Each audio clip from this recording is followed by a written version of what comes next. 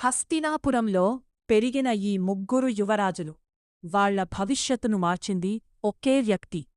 అతను ఎవరో తెలుసా? మహాభారతంలో చాలామందికి తెలియని ఆసక్తికరమైన కథ ఇది. విచిత్రవీర్యుడు మరణించిన తర్వాత హస్తినాపురం వారసుడి కోసం ఎదురుచూస్తోంది.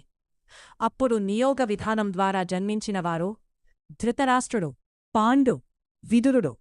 ఈ ముగ్గురిని పెంచింది ఒక సాధారణ వ్యక్తి కాదు, మహావీరుడు భీష్ముడు.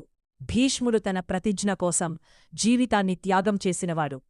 కాని రాజ్యాన్ని కాపాడటం అతని బాధ్యత. అందుకే ఈ ముగ్గురిని తన పిల్లల్లా చూసుకుని పెంచాడు. వీరు సాధారణ పిల్లలు కాదు, రాజకుమారులుగా పెరిగారు, యోధులుగా తయారయ్యారు.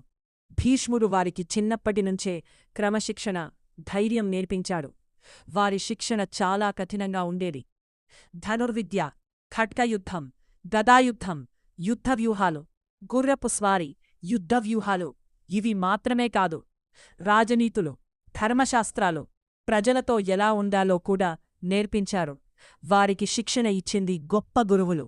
వీరు కేవలం యుద్ధం మాత్రమే కాదు, జీవితం ఎలా నడిపించాలో కూడా నేర్పించారు.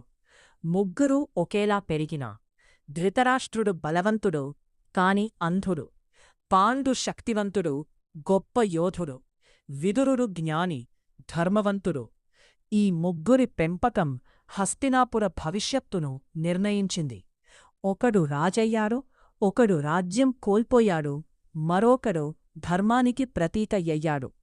ఎవరు రాజయ్యాడు, ఎవరు రాజ్యం కోల్పోయాడో, ఇంకా ఎవరు ధర్మానికి ప్రతీకయ్యాడో తరువాతి భాగంలో తెలుసుకుందాం. ఇలాంటి మహాభారత కథలు తెలుసుకోవాలనే సబ్స్క్రైబ్ చెయ్యండి.